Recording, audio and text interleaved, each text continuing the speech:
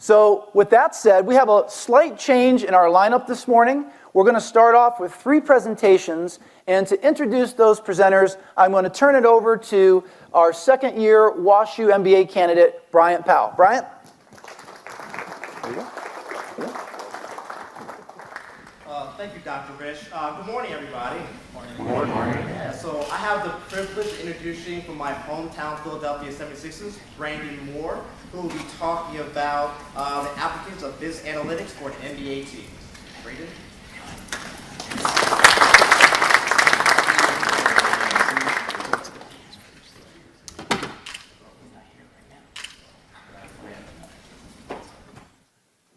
Yes, there we go. All right. Thank you. Like they said, my name's Braden Moore. I'm the Director of Analytics for Harris Blitzer Sports and Entertainment, which includes the Philadelphia 76ers and New Jersey Devils that you guys have probably heard of. I was just thinking back, it's great to be here speaking at this today. About 5 years ago, I was in your guys' shoes, not here in St. Louis, but sitting in sports business class at Duke University when I got an email inviting me to go interview for the job with the Sixers. When I took a look and really evaluated the job, I saw a team that was struggling on the court, not necessarily giving the business side much help. To put that in perspective, my first 2 seasons with the 76ers, we lost as many games as Duke basketball has lost in the last 25 seasons combined. So we saw that, and then we also saw a general data infrastructure that was in a little bit of disarray, and we knew that there was going to be a lot of work going ahead. But at the same time, when we took a look, I also saw a leadership group that was dedicated to using data to help drive decisions and move the business forward to where the brand should be. And with my personality, I ran headfirst at that challenge, and I loved working with people that were using data to be innovative and help guide them to make the best decisions possible. So today, I'd like to walk you through how our data infrastructure works within HBSE, and then walk you guys through a couple case studies on how we use this in real time. But first, hopefully the fonts are good here. Walk you through a couple of our successes on the business side. First, we led the NBA in new full season ticket sales each of the last 3 seasons, and we coupled that with a retention rate that was in the top 10 across the league. When you combine those 2 facts, you see an enormous growth in the season ticket base, and in those 3 years, we moved from number 28 in the league all the way to being number 2 in the NBA. And the demand for our season tickets carried over into all other product categories, and we finished last season with 45 straight sellouts and ranked number 2 in the NBA in tickets sold per game. I don't want to be naive here and say that data is the whole reason for this, but it is something that we use holistically from the top, from our CEO, Scott O'Neill, down to the newest junior ticket sales associate to help guide us to make the best decisions possible. So we see that internally as a part of a reinforcing cycle here that starts with proper data collection and integration. There's an old adage that says whenever you're doing an analysis, you spend about 80% of your time actually gathering, cleaning, scrubbing the data, and only 20% of your time doing the analysis, building the models, and having fun with the data itself. So we've set up a data warehouse that ingests all of our data and does all of that dirty work for us, so we can spend the time digging in on that last 20% further and further, and build better models, better insights, dashboards, whatever it may be. When we're able to do that and spend the time, we're able to find more insights and make real differences to the business, whether it's a holistic strategy for the entire department or just little things that reps can do to become more effective at their job. Helping the reps become more effective at their jobs is something that's hugely critical to our success here. 99% of our sales staff are millennials. And so they want to know not just being told what to do, but why we're telling them to do it.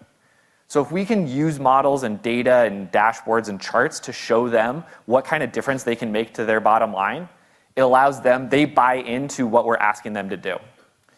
Our reps put 10,000 pieces of information into our CRM and ticketing systems every day. It's hugely critical that they buy in and know that when we're asking them to do all of this data entry, it's not just to be big brother and stay on top and make sure that they're doing their jobs, but it's so that we can have better and better data, which then lets me make better and better models, which helps us make them better at their jobs, allowing the cycle to reinforce itself. At the center of this is our data warehouse. Our data warehouse, we use Kager for ours, so a WashU connection there. It integrates over 20 different pieces of or sources of data to help us create the 360-degree view of our customer. This is what I'm talking about with the 80% of the cleaning and scrubbing of the data. We let them do this so that we can unleash the full power of our data. And whether that's using automatic integration so that when we have a new lead coming in, making sure it's tagged with the right campaign, getting it to the right sales rep, making sure we're doing what we can to get the right product to the right customer at the right time, or whether it's using that data and making automated triggers so that our reps can be better. We know from a lot of our work on retention that attendance is one of the biggest drivers of whether someone's going to renew their season ticket year over year. So we have our system automatically when a season ticket member misses 3 games in a row, a signal is sent from our ticketing system to the warehouse into the CRM system that reminds the retention rep to give their person a call. So this lets us be more agile and move on. Instead of me taking my team's time to go ahead and do that manually, call up the retention team, remind them who they need to call every day, we can instead let this just happen automatically and spend our time looking for more and more insights. So for an example of this in real time, as you saw, I've started season ticket base growing from number 28 in the NBA all the way to number 2. It obviously places a greater strain on the retention team to renew all of their clients. And with a little back of the envelope calculation, we saw that it would take approximately 2 to 3 weeks to call every single one of their season ticket members, which is an enormous amount of time to spend in a 2-month renewal process. Somebody has to be the first call and somebody has to be the last call. So I was tasked with making a model to help prioritize and strategize who should we call first? Who are the fence sitters that we can make the biggest difference on? And for me, I have a math degree, so a logistic regression like this can look elegant. I can see the coefficients. I know what variables matter, how they interplay. I can look at the diagnostics and understand, hey, here's the pitfalls. But to our reps, this is just a collection of Greek letters. And they don't speak Greek, they speak English. So we have to take the time to put it into context, to help them understand what they're looking at, why it matters, and how to act on it. So we took the model and we just simply showed them how the different variables relatively rank against each other. What's important and how important is it? Some of this stuff they don't necessarily have control over, such as age or how far away from a stadium they live. But other stuff they do. How frequently are you visiting them in game? What is their attendance rate? If you know someone's attendance rate is lagging, call, figure out what's going on, see how they can help.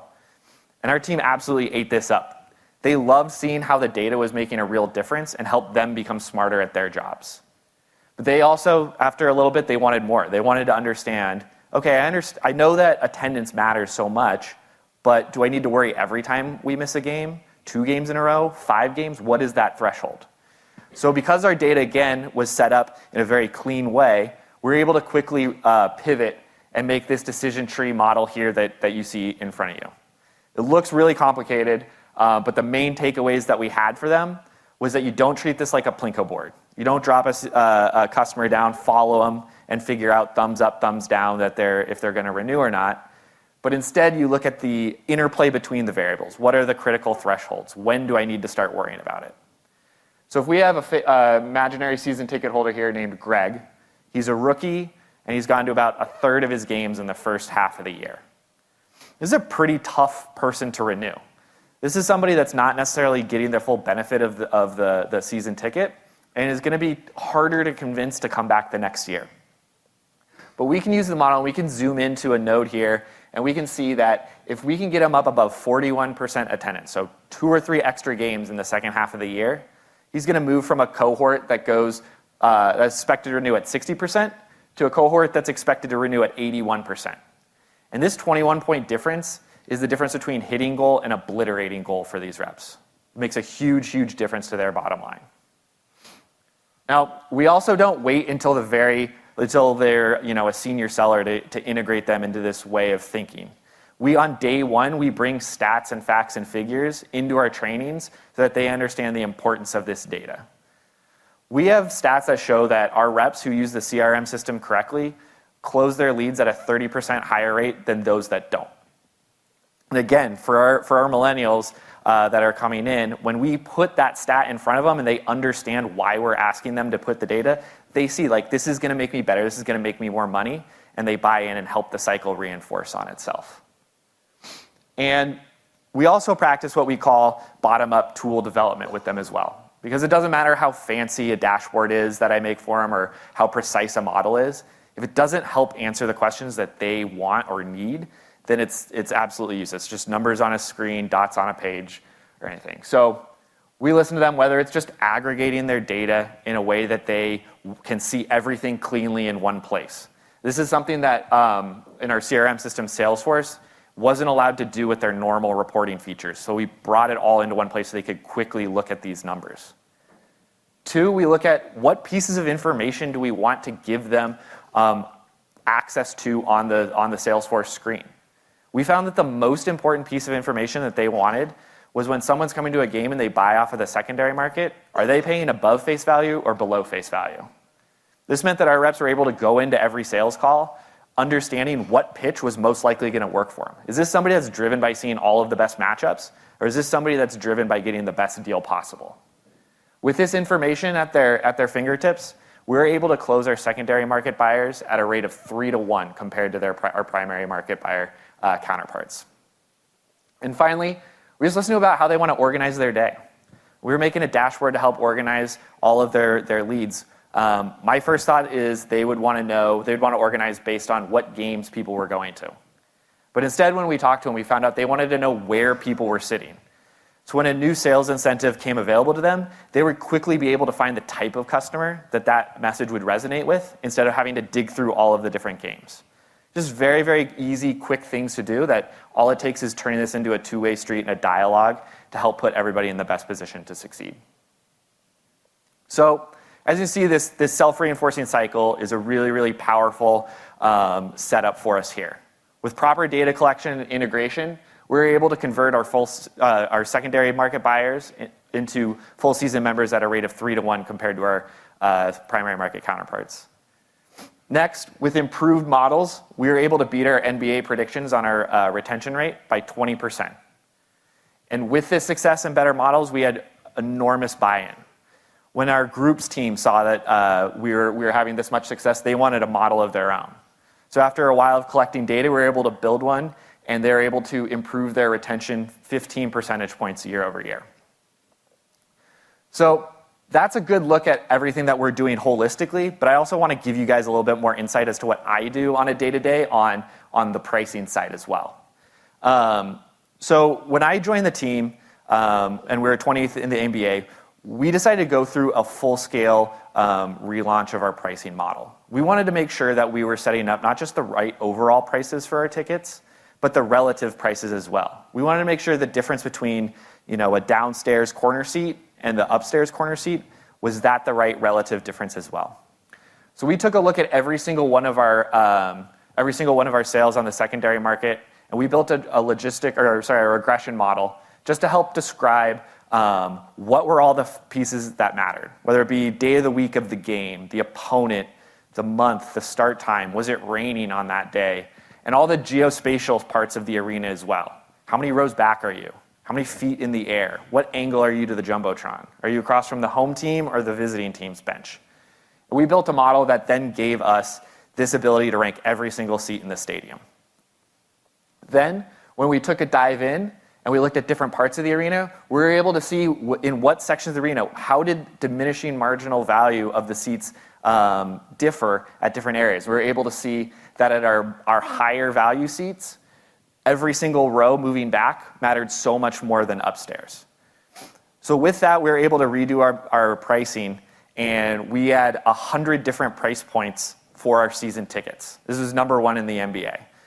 And most of them were down, the differences were down at the most expensive seats, making sure that we were capturing the right value for the seats and making sure that we were matching the right customers with them as well.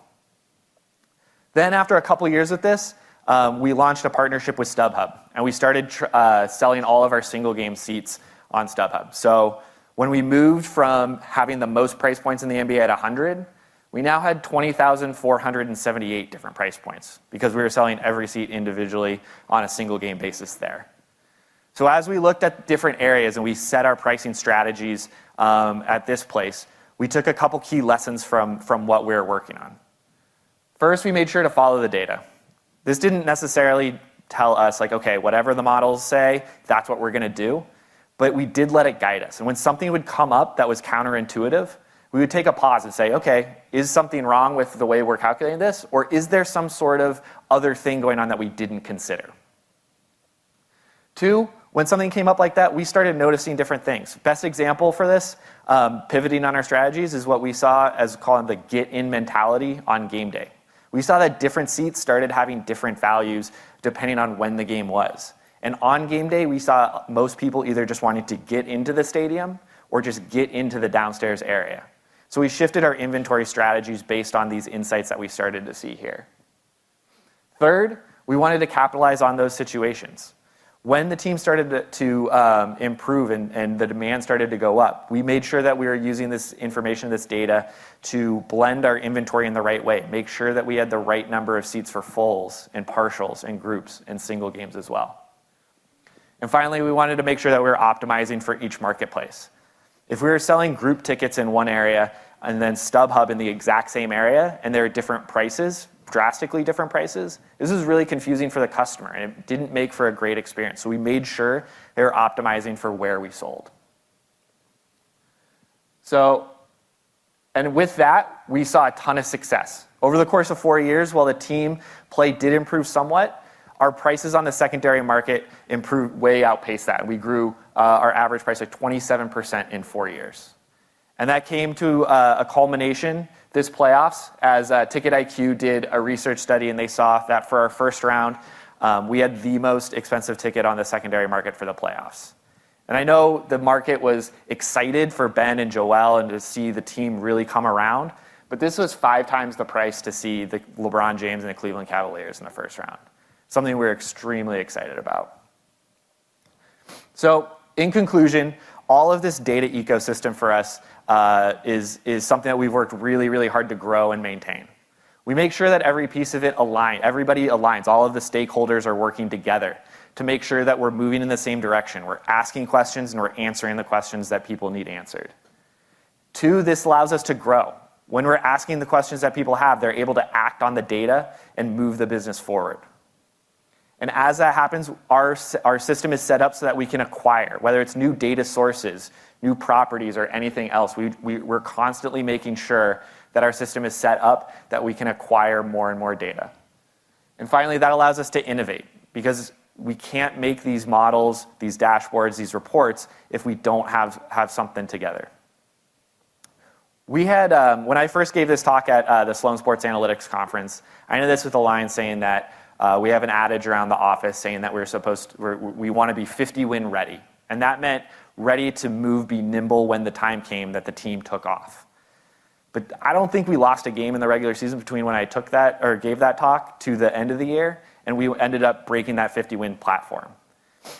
Now I really understand what that meant, and that with this data ecosystem and data infrastructure and way of thinking strategically, we're absolutely prepared to capitalize and support the team from the business side when they took off. Something that we're extremely proud of. Thank you.